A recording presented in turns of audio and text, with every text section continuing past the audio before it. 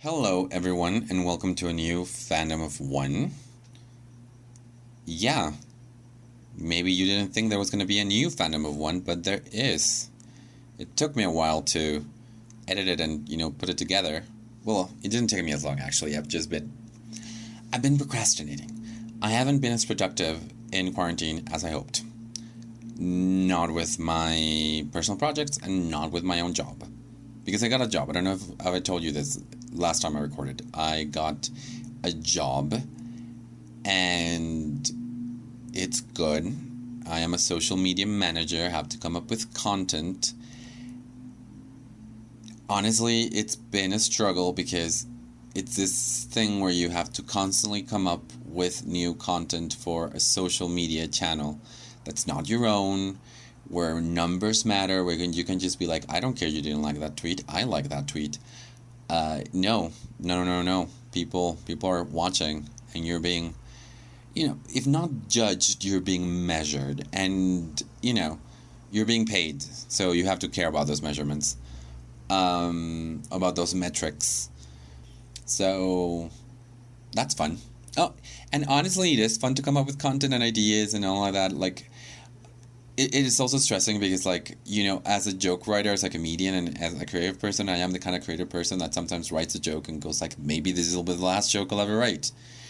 And you can't have that when you're being paid to do that. So, but, I've also there's some stuff I've done in quarantine which have been fun. With my group, Ten Comedia, we've been releasing digital comedy shows, which you can watch here on YouTube. I will put the link down below on YouTube, or if you're listening to this on Spotify or Apple or anywhere else, you can watch that on YouTube. Ten Comedia, it's comedy in Spanish. I've also been doing a show with a friend.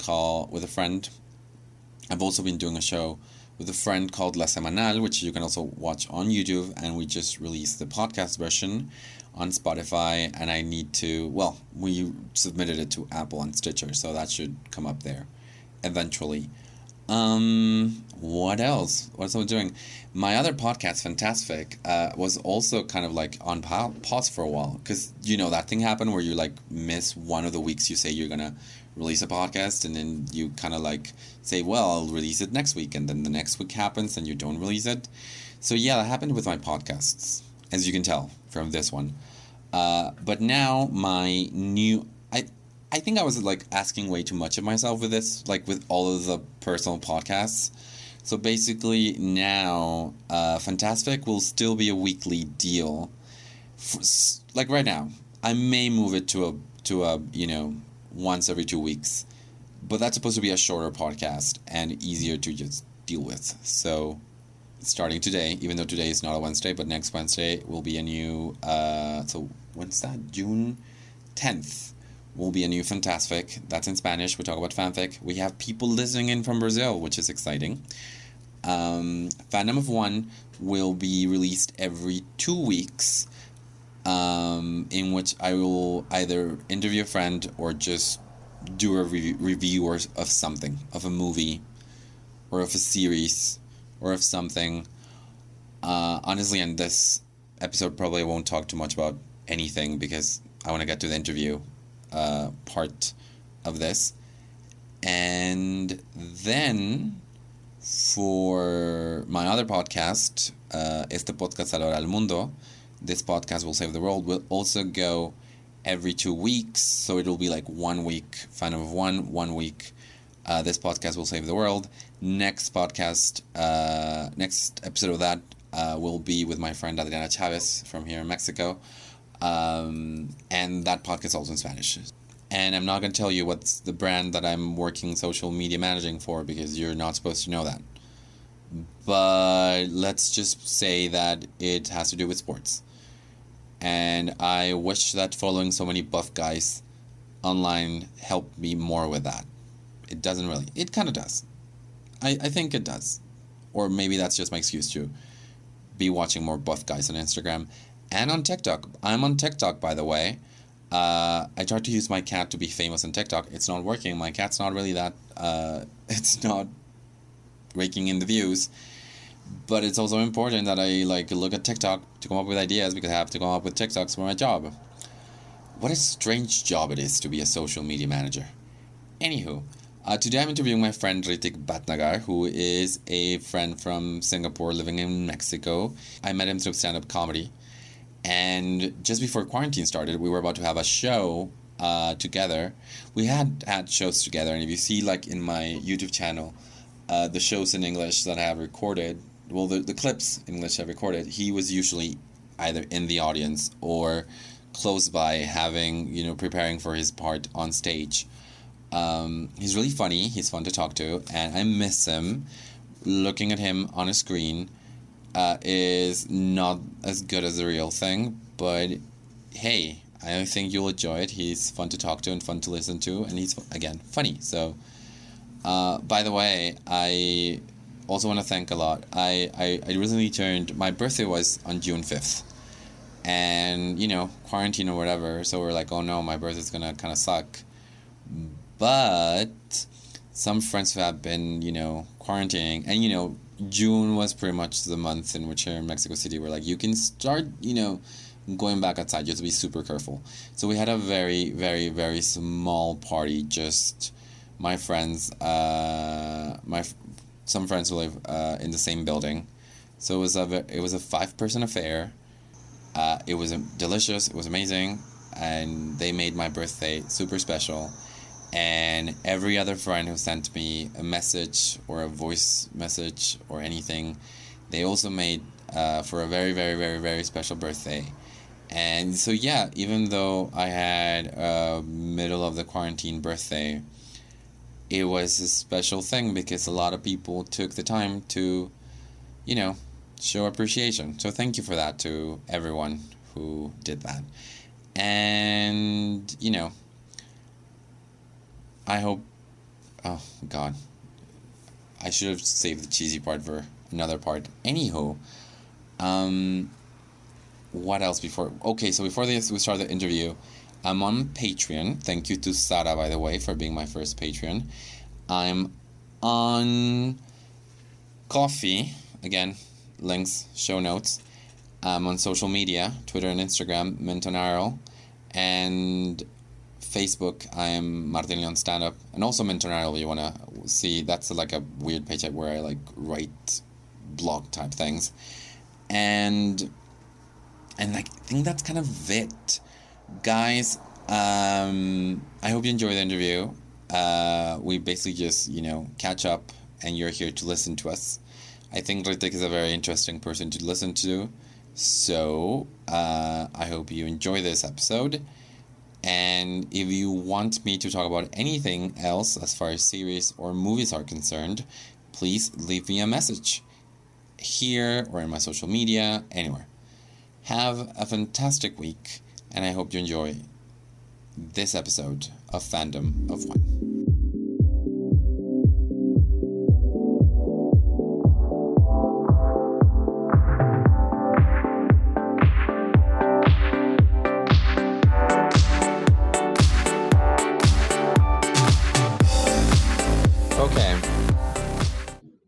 Wonderful.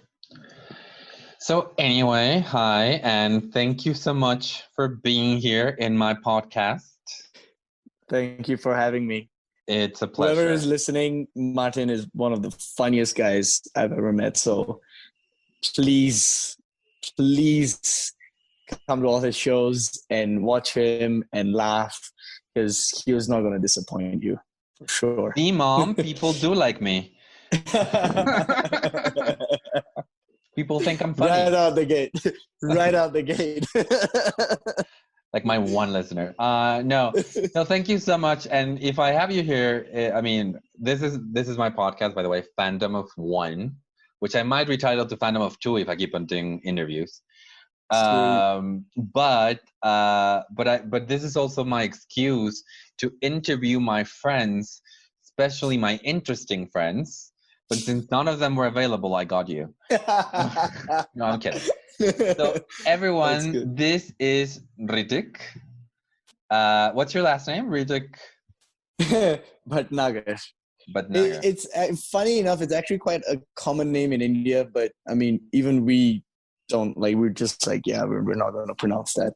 It's too complicated. Even for Indians, they're like, "Come on, calm down."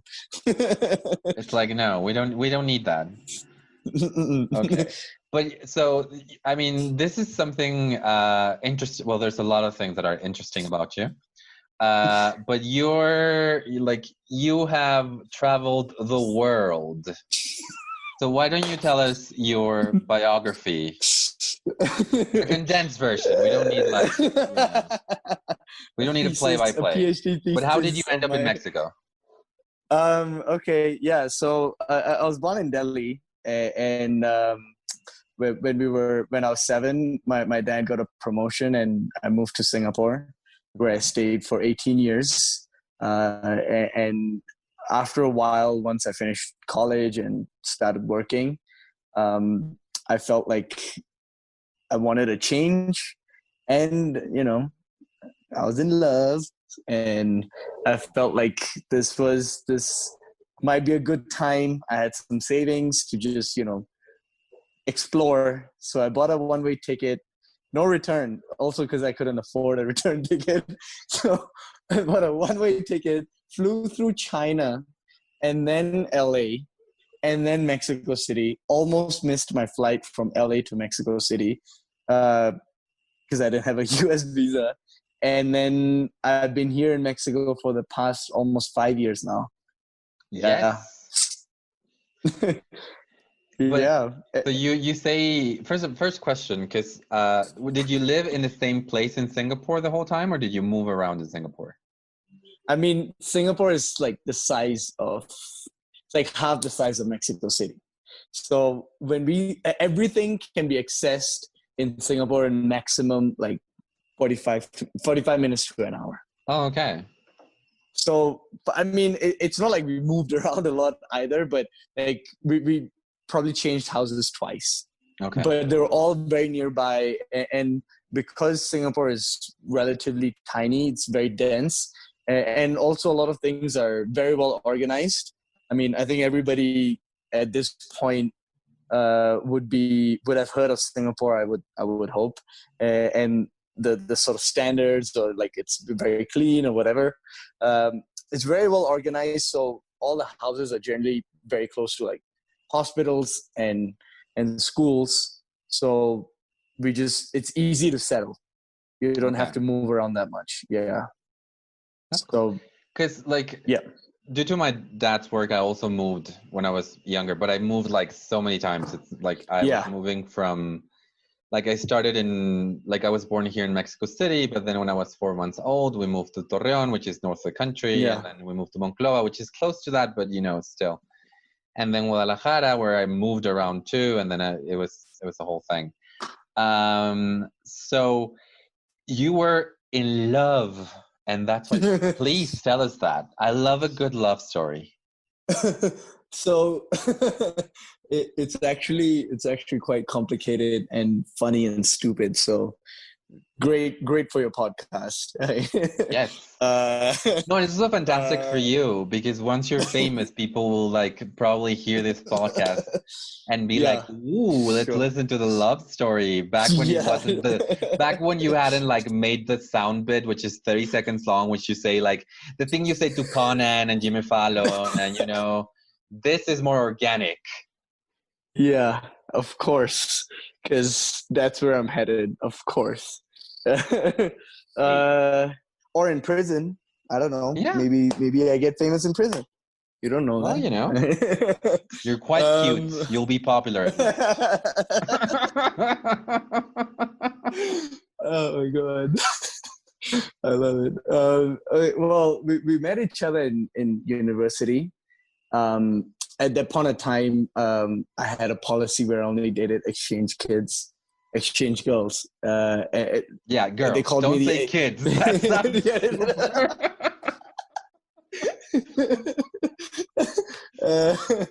Might need to edit that bit. I mean, that depends. Do you wanna go into my Patreon and give me money? Yes. No, but so you only dated exchange students. Ooh. Yeah, it was because my parents didn't allow me to go for an exchange. So I was like, you know what? I'm gonna bring exchange to me instead. They Okay. can't, you can't hold a good man down. I found a way, and essentially, you know, during college as well, just like every other like bro or dude, I was a DJ, and we did parties, and I would host this. DJ Butter Chicken, what's up? Like, comment, subscribe. Follow my SoundCloud. Oh my god! And essentially, we would throw these parties, and this was the last semester that I was going to go for that party because I was about to graduate. So I struck out the whole night. and and the thing is that at that point in time, there's no like Uber or Didi or whatever ride hailing. So you would have to wait for a taxi. And this party was on like a small island right outside of Singapore. Like I would say like 15, 20 minutes drive from Singapore. So getting a taxi on like Saturday night at like 3 a.m., not the easiest. So being the Mexican that she was like, ignoring all the queues and trying to steal people's taxis. So rules don't apply to Mexicans. Of course not. Come on. And the thing is that I saw her and I was like, man, she's really cute. And we were both the right amount of tipsy that we were social with each other. So we started chit-chatting and one thing led to another and she sort of gave me her number. Somehow she remembered her Singaporean number, even though she'd been in Singapore like 4 days and sort of yeah. Well, she really wanted some, tipsy. well, she wanted some of that butter chicken. She wanted that DJ Butter Chicken. And the funny thing is that, so there's 3 main universities in Singapore. Like there's a lot of like private universities, but the big ones, the public ones, there's only 3. And we didn't even go to the same school. So if I hadn't really met her that day, I would have never met her because there isn't that much exchange between the schools. So it was that one time and we had each other's numbers, we hung out a bit, and then things got a bit more serious a couple of months later. And like the weird, funny thing is, I was dating a Mexican before her, and like they ended up being family friends. So it's like totally broke up. The world is this big. And the world is like tiny. Yeah. The world. I mean, there's 130 million people in Mexico, so about 65 million women, and I had to find 2 women who knew each other before. Yeah. So, funny enough, once I landed in Mexico, I stayed at her like this wherever like I am right now, for like 6 months till I was on my feet. So like big props for them to have put up with me for 6 months. The good thing was that I got a job in like a couple of months, which was great. Okay. But then with the visa and just being able to get a decent, like a recurring paycheck took a while, and to find an apartment, etc. So it was for 6 months I was here. But it's great that you have a place like that kind of like a base of operations. Like you come in, like you're not like, and you I don't know how you felt, but it's like, of course you were, I assume you were like, as soon as I can move out, it's good for you to have your space and blah blah. But the fact that you had her and her family supporting you, that must have been that must have been 100% very helpful. 100%. I mean, and now that you have the social distance, you even decided to go back there. Yeah. I mean, the thing is that besides gold digging, being good at gold digging, a lot of people are like, oh my god, that's the craziest thing ever. Why did you just move to Mexico? And it ended up being a bit more of a calculated risk. Because like her family's in finance, I'm in finance, so like the connections really helped, and it really, like, I had a lot of interviews lined up, so it wasn't as irrational as it may appear superficially, but it wasn't easy either. And yeah, like now, even though I have like our own place, we're living together, etc. It's just easier with the family. You know, you don't have to do a lot of work. You don't have to do any I mean, dishes, which there's is nice. for you. Someone has to do the dishes. I I live by know. myself. I'm Uh, considering just not eating anymore in yeah, order to I not know. wash another dish. I mean, it's I was straight up going to be like, we're just going to get 100 of those plastic plates. You know what? The Earth is recovering. 100 Exactly. plastic plates from me. Walk it off, Earth. Walk it off. You got this. So You'll be anyway, fine. Yeah. so so this is because once you're in here in Mexico, and I met you at the Yeah. Woco open mic. Yeah. By Yep. the way, Yep. rest in peace, open mics in Mexico. We barely knew ye. But Mm. the thing is, like one day it was just Tuesday night, open mic night at Woco, and then like this guy appears and he's like, I want to do comedy in English. So what brought you to Woco? uh, to be honest, while I was kind of exploring opportunities. I had been doing stand up comedy in Singapore before, and I kind of got into it just because I was like the funny guy in class. I'd always be cracking jokes. And when I went to the open mics in Singapore, I was just like, well, I think I want to give it a shot. It worked really well. But then by the time I was moving out, I didn't really have time. But in Mexico, since I was unemployed, I was like, might as well explore the other facet. Maybe something might come up, and I just emailed a bunch of places like that I found on like TripAdvisor, on Google or whatever, where to do open mics. And Vocal was very welcoming, and they said like, we can do it in any language, just turn up 5 minutes, it'll be fun. And it was, I mean, like the crowd never really judged that, oh man, this guy English douchebag, let's boo him or whatever. I mean, not to your uh, face, but Not to my face, at least. Yeah, they probably no, I'm spiked my kidding. drink. But like it was like, I've always loved that about Mexico, is they love the sort of homegrown talent. Everybody's very supportive. Uh, Unless you're like really being an idiot or whatever, most people Yeah. will find a way to really bring out something positive. And I like everybody. I've bombed so many times, and at no point did I ever feel like, oh man, this is the end of my comedy, I'm never going to recover from this. Everybody had something, like they'll buy you a beer, and even the comedians very close. So I felt like kind of fit right in, and Voco was an amazing place. It's gotten extremely competitive now. I mean, I can't even get on. There's like No, right now two lists. the woke open mic, it became like, in every city it's Yeah. stand-up comedy, like one of the open mics becomes the open mic where everyone Yeah. wants to go, and it kind of becomes Yeah. super hard to get in there. Correct. And I Correct. mean, when we didn't have to not go outside, getting on the woke open mic was a challenge. Yeah. I say that like as if I couldn't just call Ivan and be like, I want to be on the open mic, and he's like, yeah, sure, you'll be on the open mic.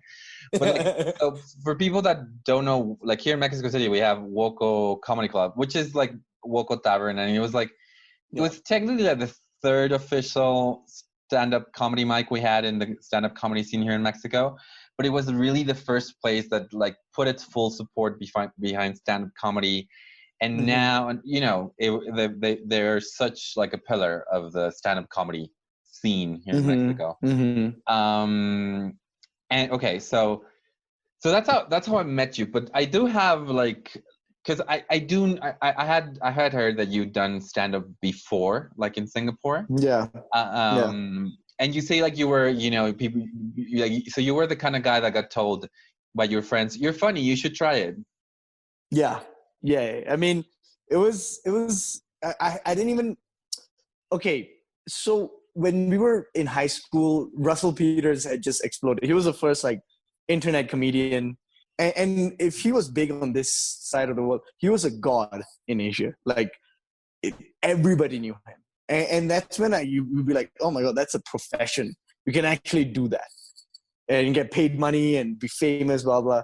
So, it's not something I ever considered, but like Singapore never really had that scene. And like one guy kind of started it, and it took a lot of effort, but now Singapore has become a big sort of place as well that has a lot of very, very funny, smart,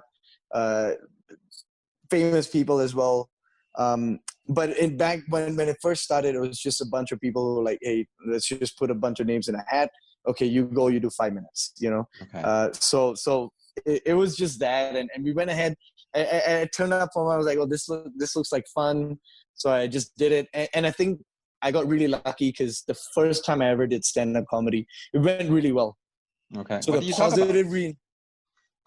I did 2 jokes, which is both of them I rarely do nowadays, but they're still really fun. One was about this. A lot of my jokes tend to be about like misunderstanding or like awkward experiences.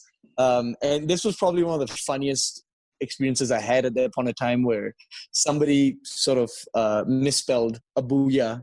Yeah. And they found out, like, if you actually, and this is 100% true, if you go to Google and look up on Urban Dictionary abuya, like AHBOOYAH, it's like it's a sexual act. Everything in Urban Dictionary is a sexual act. Of course it is.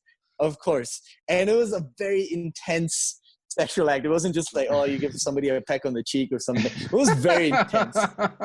I like that those are your bookends. It's like peck on the cheek, and then like the most sick thing you can imagine. It was too intense, especially since the person who I had that experience with was somebody like, who would even say fuck in front of everybody. She was like very conservative person. So she was just like, oh my God, how dare he send that to me? And I had to like explain to her that I didn't want to do that. Booyah is the common expression that just means like, chingon, or like, oh yeah, whatever. So that, and then also like the fact that Singlish, which is like a type of English we speak in Singapore, tends to involve a lot of like it's a type of English that mostly only Singaporeans understand. A lot of words just sort of, we just run through them. There isn't that much enunciation. So there was one girl who kind of got mixed up between cement and semen, which is 100% happens all the time. You know what I mean? I don't know. I've never swallowed cement, but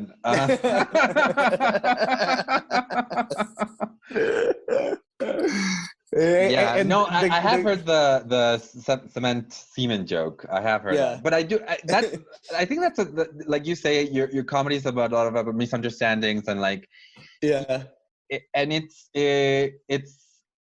it's kind of like there's this like archetype, and I might be getting the name wrong, and I'm not insulting you, I swear, but it's called the adorable loser.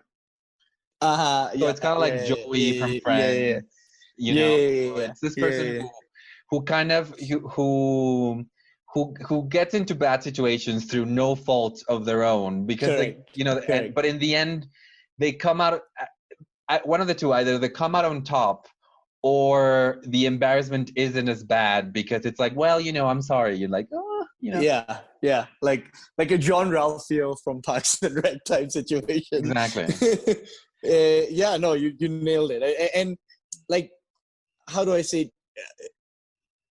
I've sort of written a bunch more material and experimented with a lot of stuff, but I kind of keep coming back to this because I feel like everybody has had an awkward experience in their life, and laughing at my misery, it's funny for me and also for others. So I feel like it's a win-win. Exactly.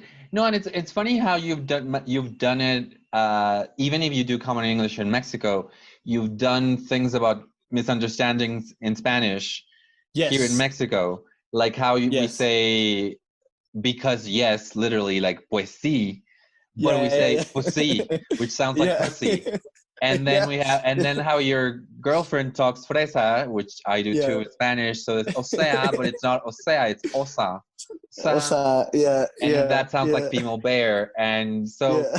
it's the kind of thing that, it's an interesting, it's something you observe as an, like, someone who comes from like a completely different culture, and manage to say like, this is a thing you do and it's kind of funny, but it's not only saying it's kind of funny, it's like, have you thought about what you're saying? Yeah, So that's super cool. yeah. And but then this I didn't know. So you were there when the stand-up comedy scene in Singapore was starting. Yes, yes. So it was really young at that point in time. And look, it was the You're people who still super started with young, me. Ritik. Yeah, I mean, it's not like during my time or whatever. Like most people were who actually took it seriously are now at the pinnacle. They're like the new generation of comedy. A bunch of them have Netflix specials or TV shows or famous podcasts. And I'm so happy that they've found success because uh, Singapore is a very, very equal opportunity and you can do a lot of things, but it is a bit more difficult in Singapore to make it as an artist because it's such a sort of STEM focused society. Yeah. So to really make it as an artist and to make it really well, it requires just a lot more effort. And maybe it could have been me. I don't know. I'll never know now. But but I feel like it's something like No, but this, like a renaissance. Uh-huh. I mean, you've done, like, even here in Mexico, you are one of the people that are pushing for more stand-up comedy in English here in Mexico City. Mm-hmm. I know you're constantly writing, you're constantly trying to come up with new ideas. You're constantly saying, hey, let's get together, let's make shows. So, it's not like you would be the first person to like have a different standard of success in comedy while at the same time having, a day job. Comedians have day jobs. Mm-hmm. That's a thing that happens until you manage to make comedy your day job, which is, the dream. Yeah. And the thing is, you have pursued that dream. You're kind of like, because like before this whole thing started, when what's his face, Jim Gaffigan was coming. Yeah. You Yeah. messaged him saying like, hey, I want to be the opener. I want to be your opener. Yeah. Your opening Yeah. act. And Yeah. at one point I saw you like messaging the guy from Patriot Act, Hazan Minaj. Yeah, Hassan Minaj. Oh, that would have been so much fun too. So you have this thing where on the one hand you're kind of like, well, I'm not, I'm just doing that as a hobby, but on the other hand, you really push yourself more than other comedians that I see that are actually trying to make it work as comedians. Yeah, that's not a question. That's just an observation. That's a very, very, and this is something I'm kind of realizing myself as well. Like, I don't know, maybe it's just me, but every new city that I like to go to, one of the first things that I like to do is, do they have a comedy club? Is there somewhere I can try, even if it's 2 to 5 minutes, just something that allow me to get on stage and just try my material? Because I feel like the more you try your material, the more time you get to make it better. And at the same time, fresh audience, they're not tired of your material. You can try something old and try something new. So in my experience, like my previous job allowed me to travel to San Francisco once a month. So every time I would be there, I would do comedy. And Rooster Tea Feathers was the name of the club, which was amazing. Like they had an amazing stage and everybody's very welcoming and some very, very good comedians. A lot of famous people go and do it there as well. A couple of years ago, we went to New York just for my birthday. Or was it last year? No, last year we went to New York for my birthday, and you know what? I just hit up every single comedy club that I could, and ended up performing at Comic Strip Live like twice. That's like the dream. Every famous guy has performed there, and like first I did like the open mic, which was just amongst the comedians, and then I did the bringer show because I just went up to the guy and I'm like, well, look, I'm here for a week. I would love to do more. They thought I was a bit funny, so they were like, let's get this guy there. So it was an insane experience to be standing on the same stage as my Yeah. idols, like Dave Chappelle. No, you get Louis the comedy CK, jitters. Bill Burr. The Yeah, oh, straight up goosebumps. Like right after I performed, uh, what's that lady from SNL? Leslie, Jordan, the one who's also in Orange Is the New Black. Leslie Jones, I think. Maybe yes. We, She's now a I very feel funny lady. Yeah, maybe. what's Google for if not to finding out? Yeah, Leslie Jones. Yeah, from the Leslie Ghostbusters Jones. too. Exactly, Ghostbusters movie as well. She was performing right after, like, our show was over. I was just like, oh my god, that's like an actual like famous person, comedian. You know, it's not just somebody who is localized. It's like a global name. It's not the one that says like, oh, you can watch my YouTube, like you can watch my comedy special. It's like this YouTube thing with like 27 views. And I'm not judging. That's me. That's my comedy special on YouTube. That's me too. So, but anyway, but no, I get it. You get like this, like they're there. Like, yeah, I get it. It was, it was so much fun.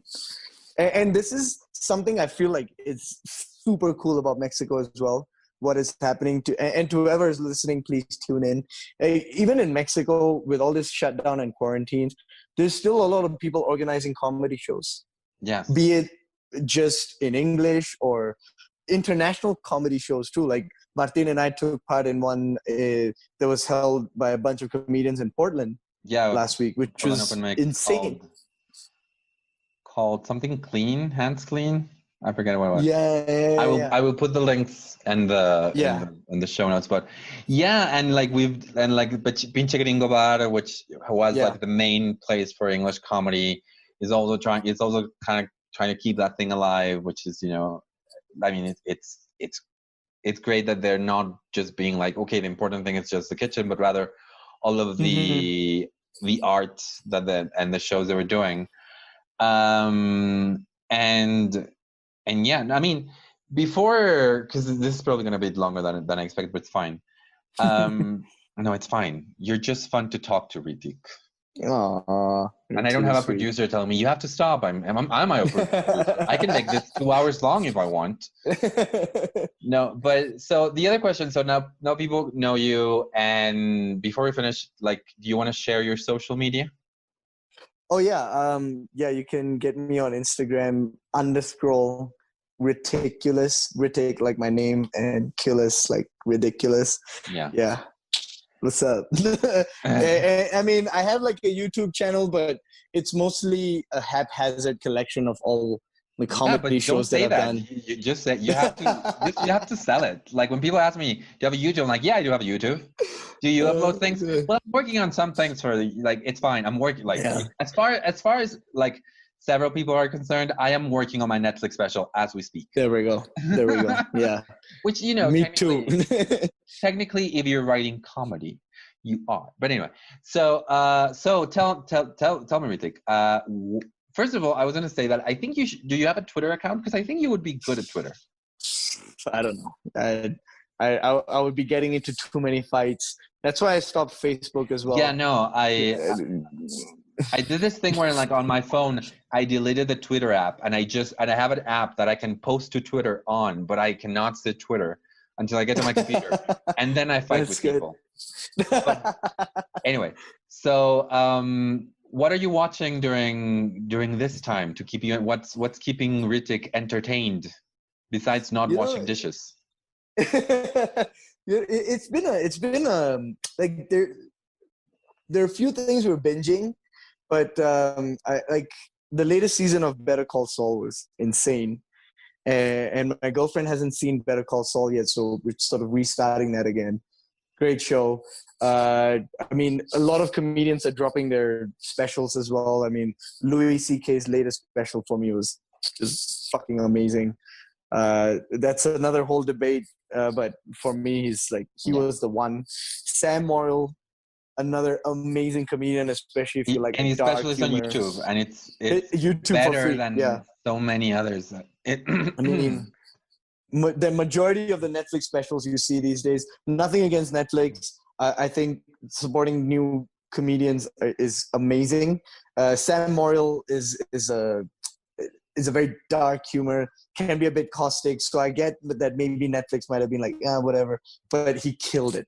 And he put it on YouTube for free. He's already got like more than 1 million views. He should pay me for advertising him at this point.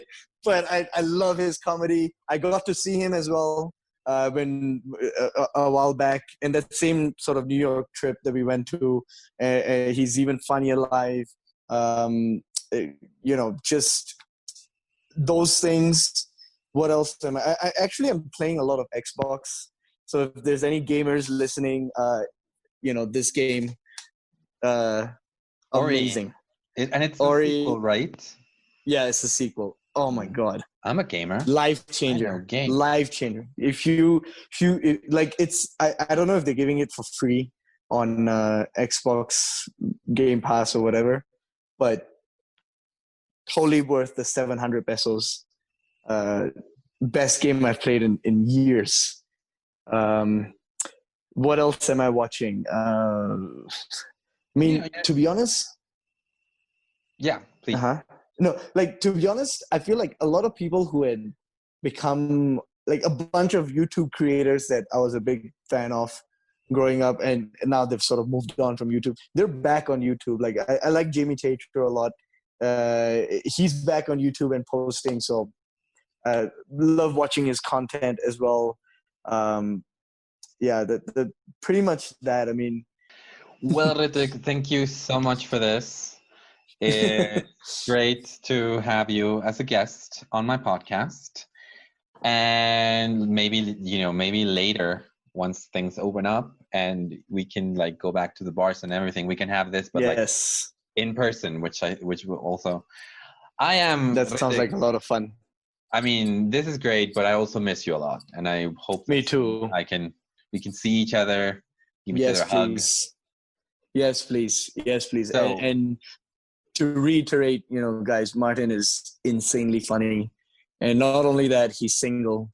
So, hit him up. The links will be there.